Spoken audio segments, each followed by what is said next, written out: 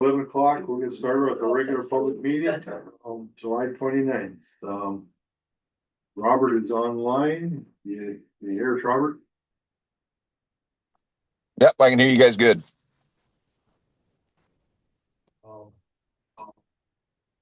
Is there any public comment?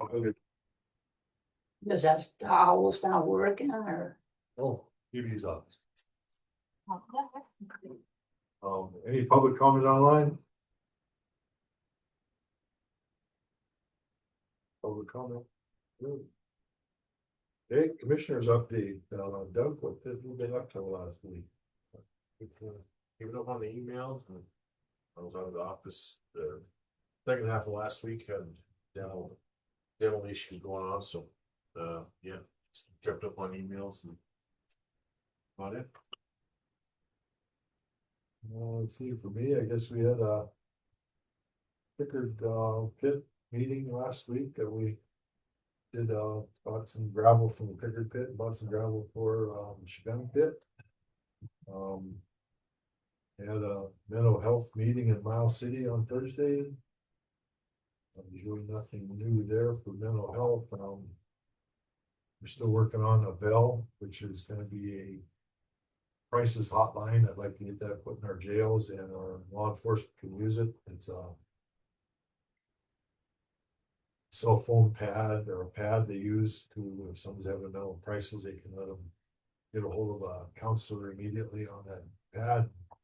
And they'll also follow up with some care for them. So in about 6 of our eastern Montana counties right now, I think ours, we're working on that. Western tribes. We had a health task force Zoom meeting on Thursday. Their task force is talking about the measles outbreaks. There's 30 some measles outbreaks in Montana right now. Williams County has about 10 in Williston, so they're kind of making sure they're ready if measles come to Roosevelt County, which was I thought was a really good task force meeting. The health department put it on between Michelle and Patty. So that was a good thing on Thursday. That's about it. Any questions, comments? I guess just an update on my side of things. Last week, a lot of focus for me was with the road department, dealing with a payloader that got stolen. Believe it was Wednesday. I believe it was Wednesday morning. I had a rancher give me a call, said muddy tracks leading out of the John Tate pit. Coordinated that with Derek and Jonah with the road department, put a call into the sheriff's office as well. Located the payloader, was in another gravel pit up in the same area. That gravel pit is leased by Sand and Gravel. So was dealing with that. Next day, we had one of our road employees was on the Luster Highway, Highway 250, was involved in a hit and run, got sideswiped. The fog was thick. They were out checking the area. They were going to go up to mow, hoping that the fog would clear the further north they got. They were on their way out and going slow, from what I understand from the employee. Pulled all the way over, stopped, and this vehicle was coming right down the middle of the road. Ended up sideswiping them, busted the mirror out of the county pickup, shattered the window, things like that. So there was some damage to the county vehicle. Thank goodness nobody was injured, at least on the county side. With a hit and run, you don't know. So I'm sure that is still under investigation as well. The payloader theft. So spent a lot of the week or end of last week dealing with a couple of things through the road department, checking emails, keeping up on phone calls, those sort of things from my end of things. Thank you, Robert. Any questions for him or any of us? Okay, on the agenda, we got a correction. First administrative is resolution 2025-20, not 10.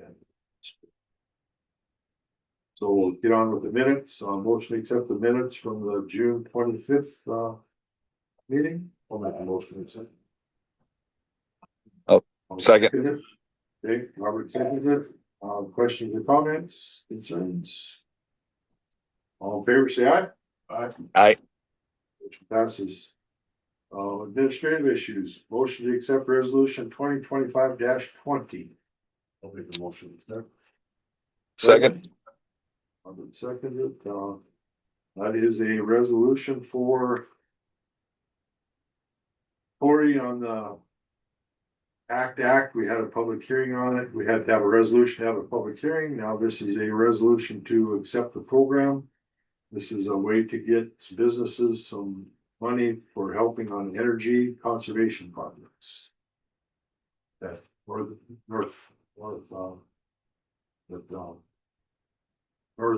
what is it? Great Northern Development will take care of administrative. Any other questions or comments on that? All in favor, say aye. Aye. Motion passes. Motion to accept the standing order for, from Judge, Boston. Just one moment, we don't know. I'll explain it to do this, and if we don't do it, we'll pass it. But we gotta put the motion on the table and discuss it. Fair enough. Okay, so I'll second it, so it gets on the table, so we can explain it, and so a judge can explain it, and, then we'll make a decision if we accept it or not. Darn. Okay, so the motion's on the table, so you can explain it to us. Standing order will contain it. Yeah, I appreciate that. Well, yeah. We've been working, since I took office with, a port security, I guess, coordinator that's out of Helena, a guy by the name of Doug Overman, who spent, probably 20 years, mostly with Kalispell, PD before coming on with the state, but he's been rolling around the state, doing kind of surveys of each of the county courthouses and making recommendations about ways we could improve, security and, has been putting together some reports on that. I think the Roosevelt County one is pretty much done, but hasn't been finalized yet. But one of the things that we had talked about with Doug about that is getting an order in place, potentially anyway, for each of the courthouses regarding weapons as a way to improve security. And so what you have before you was kind of my first draft sort of situation. This is something that the judges can basically put in place, but my hope was I wanted to come by here and as well as talk to some other stakeholders too, and I guess get any thoughts you guys had on what would work best for Roosevelt County Courthouse specifically, because each of the counties in my district are kind of their own unique situations, and I'd like to have orders that kind of reflect those unique circumstances, in each one. You can see here, the initial draft I put together was banning them on the top floor of the courthouses. That's primarily where the judicial functions are being carried out. I didn't know, I guess I'd be curious to hear, do you guys have any opinions on that or thoughts, whether it goes too far, not far enough? I mean, this is because that new legislation allowing, it never used to be, guns never used to be allowed in the courthouse at all. Yep. And I know when Austin was our attorney, he got a special thing that he could carry in the courthouse. Yeah, but that has changed now, so anybody can carry in the courthouse with a concealed weapons permit. Yes, unless there's a standing order by the local judge. That's what I understood. It Yeah. means. Saying that you can't, which, for my purposes and what we do upstairs, I don't know that having the permit or not having the permit makes a whole lot of difference. I think a concealed carry permit holder could be involved in a very contentious divorce case or child custody case or anything like that. And those are actually the ones that are the most likely to go haywire. People think about the criminal cases, but a lot of times those guys are in custody. We've got law enforcement there, so on and so forth. And what does, bringing up Austin Newson's name, what does he say about this? He's a very pro gun. I have not, yeah, Is he in favor of these orders or not? I have not consulted with Mr. Knudsen or Agent Knudsen on this particular thing. I was just wondering. Yeah, I've thought of his name, and I was just wondering. Yep. No, I have not I asked. mean, him. I see it. You get some either divorce case or child custody case. It gets pretty heated. I wouldn't want someone with a gun in the courthouse when you're discussing it like that. So I don't have a problem with it at all. And I'm a pro-gun person, but I can see where that could be an issue. It's all legal statutory wise if you put this order in place, and then how do you enforce it? Well, and that's one of the things I kind of wanted to get your guys' take on. One thing that was brought up in Daniels County, you're talking about again, the top floor, it's like, well, who's gonna police, who's going up or down, one of the thoughts they had was to just put it courthouse wide, and they have done that in other counties. Now, I didn't want to do that without consulting, you guys, and I would honestly kind of defer to what you thought on that. I mean, I know I've got kind of the say upstairs where that's kind of, a little bit of my domain, but I mean, would you? Well, To have it- this is Robert here, and when you bring up the courthouse wide, and I get the protection of the top floor, divorce cases, I would be willing to bet you that the treasurer's office could come over and have that same argument with somebody being very upset about paying taxes. I would be willing to bet you that the clerk and recorder's office, in fact, I've witnessed a couple of scenarios over at the clerk and recorder's office, as well, with some people getting a little irate at things. For simplicity purposes, it's just my opinion. I think it should be either county buildings county wide. No offense, let's make it a carte blanche deal. Let's not say, well, this office can, that office can't, this building can, that building can't. I firmly believe that if you're coming into a county or a federal building, I know the law states it, but what is the purpose of you bringing it in? And then maybe the law is going to change down the line to where, okay, well, now you can't curate in a county building. It would be easier to secure the whole building than just one floor. Whether it be a metal detector or something like that, you're catching them at the front door. And for your floor particularly, do you have a bailiff at all times when you're having hearings up there for that case? Is that been something that's been happened in the past and or is currently going on? But my opinion, that's something you guys need for every one of your cases up there. And then I'm for doing it for every county building, if not the courthouse in Roosevelt County, and the county building in Culbertson. But I know over at Public Health, the senior center, they've dealt with some irate people there as well. So I think if we do it for one, we got to do it. And I kind of agree, but the logistics of that would be huge. If you put a metal detector in our courthouse, somebody's gonna have to monitor it whenever the doors are open. You're gonna have a law enforcement at that spot. Somebody walks through with a belt on that's gonna set it off. Somebody's got to be there to check them. Logistics would be, I think, impossible to do it for courthouse wide. Well, and some of it, and again, this is from conversations that I had with Doug Orban. It's not necessarily that you put the order in place and then the metal detector has to go in. I mean, there are a lot of courthouses that have these without the actual metal detectors, because you're right.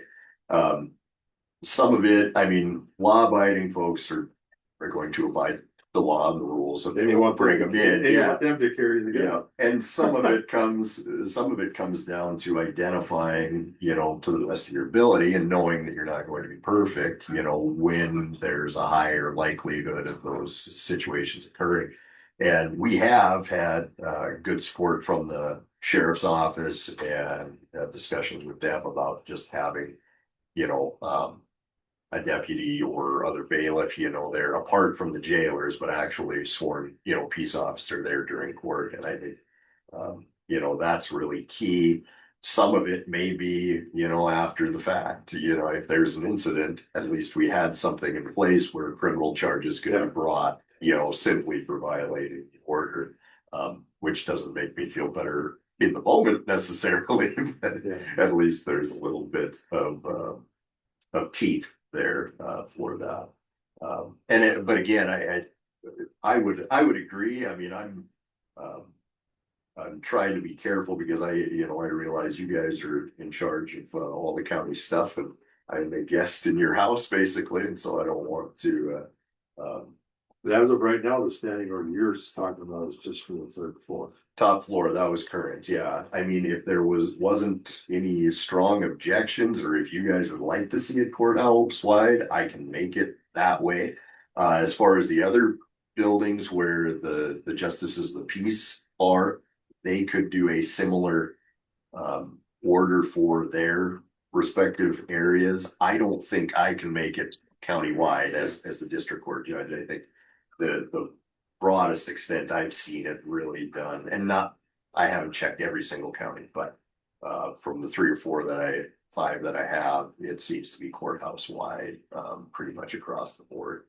So what happens if we did something like this? And I get the logistics of checking, and something like that is, I'll be honest with you, you're keeping honest people honest, right? That's generally what it happens.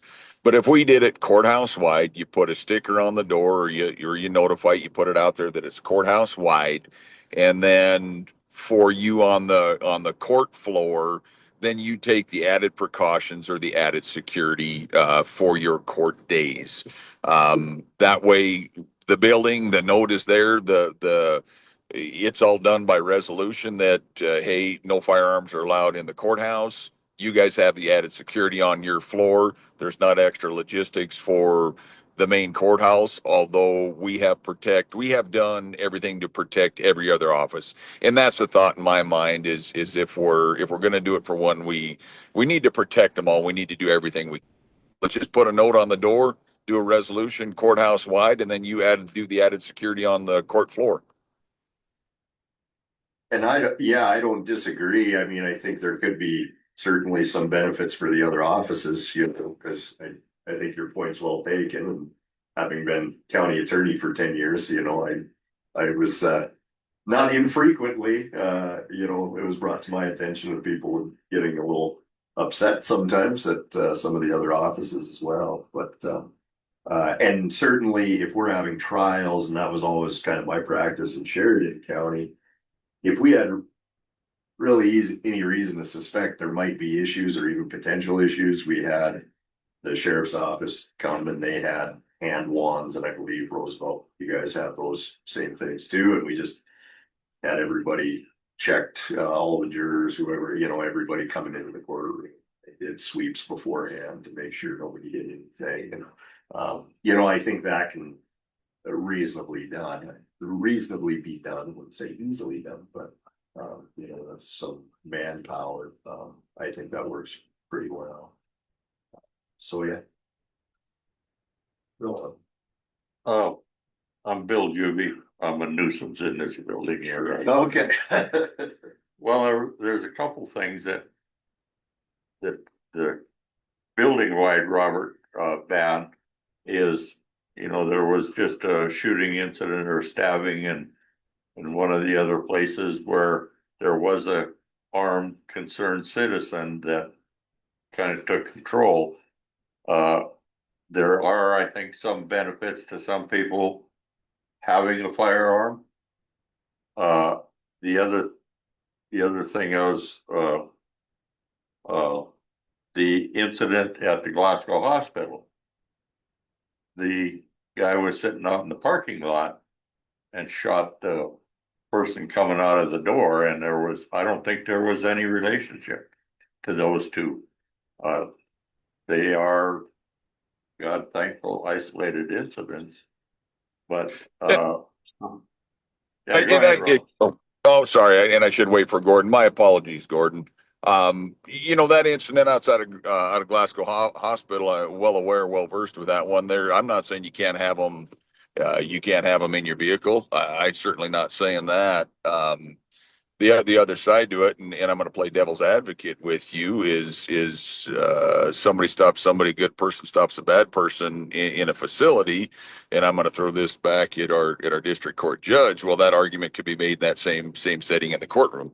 So, although I agree with you, the notification of just not allowing firearms in the building, I guess that's my 2 cents on it. But I do agree with you. Those scenarios happen, but try not to make them happen or have them happen. But that's just my opinion on it, guys. Well, and as I would acknowledge that, you know, that you're very correct. The right guy with the gun is, you know, could be good in a pinch. But I think overall, well, and I think just overall though, as the guy sitting up on the bench, that's kind of in a good place to see what's going on. My preference, well, and even when I was a prosecutor sitting next to some of these folks, my preference was always to know where the guns were at, and usually that means law enforcement that's in the room, clearly identified. You know, that there's always that chance, you know, it can't be zero. I don't disagree with having the top floor that way. That, you know, that's common sense, I think. Sure. But yeah, that's kind of my view on it. I mean, yeah, it really depends on the person. Some people might be great, some people might cause more trouble than You know, help. You just never know, and that's it's almost impossible to size that up ahead of time, I guess. If someone comes in the courthouse in the second floor, wants to come after me, having a gun out there, having a sign out there, no guns, isn't gonna stop. Mhm. I'm gonna have to have a metal detector, but we can't man that, so. I'm 100% for the third floor, no guns. But the courthouse right now, I would say leave that alone, but that's not the only one spot. What do you think? I'm thinking third floor. I mean, that's what we're, the motion is for the third floor right now. Yeah, If we'd have to have something else, it'd have to be on the agenda to do that. yeah. Well, and this is something that basically I issue as the district court judge, you know, and set the rule. And again, while I can on paper anyway, could put it courthouse wide. That's why I'm sitting here as exec, because I want to do this. And I think we might revisit that. Yeah. Especially if Robert wants to bring it back up for the court wide. Sure. I have no problems at all with the third floor right now, which that's what we're discussing right now, we're standing on it. Because all have the same ability to enforce it upstairs, Right. whether it's just upstairs or in the entire courthouse. You can control it there with Yeah. metal detectors and or wands during court time. Yep. You know, where we'd have trouble 8 o'clock to 5 o'clock manning. Yep. And that's okay. And like I said, that's why I'm here. I want to do this kind of in partnership with you guys and kind of in consultation with you to find something that works well for, again, this particular courthouse. Right now, the motion is just for the third floor, and that's for the standing order is talking about. And so, and again, I'm fine with that because I think it gives me the ability to kind of control what's going on in my courtroom, and that's, you know, my main concern. I'm happy to put that in effect, you know, as it stands or as it's written here, and certainly if you want. I'll call for the question. Oh, Roger, okay. Question that called, all in favor of the standing order to protect, to allow no guns on the third floor of the Roosevelt County Courtroom? Signify by saying aye. Aye. Aye. Okay, motion passes, so that get us the official standing order when you get it done and get it advertised and. All right, that sounds good. You get some, whatever signage, I guess, between you and Eric, that can Yeah, let us know what needs to be ordered or gotten or what sounds good. good. We'll do We'll that. get her done. All right. Well, thank you very much for taking the time. Oh, I Visiting with me, I appreciate it. Yeah. a quick question, is this, like 24/7, will it be monitored, that third floor, every business day? It is remarkable, accordions, that's something they throw it. Yeah.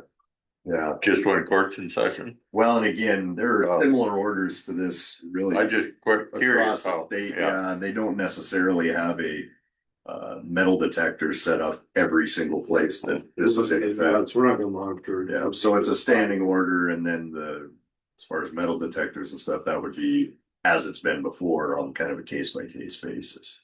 yeah, okay, That's thank what you. we'll have to do. The goal with Doug is to find some of the low hanging fruit, where we can get the most bang for our buck. You know, sometimes just things as simple as installing locks or making sure the locks we have work and stuff like that. You can get 80 to 90% of the way there just with that, without having to, again, buy a metal detector and man it with two people for. It's very important to keep on working on different things on Yeah, well, and I'm sure we'll have more. We've got our local court security committee and Commissioner Moronic's on that one. Yep. So I'm sure keep having ideas and we'll come back and visit with you as need be. But I appreciate you guys taking the time. it. And thank you. Rest of the day. Very good. Thanks for coming down. Take care. Okay, any other business for the order? Motion closed. Make a motion. All second it, we're closed. Thanks for phoning in, Robert. You bet.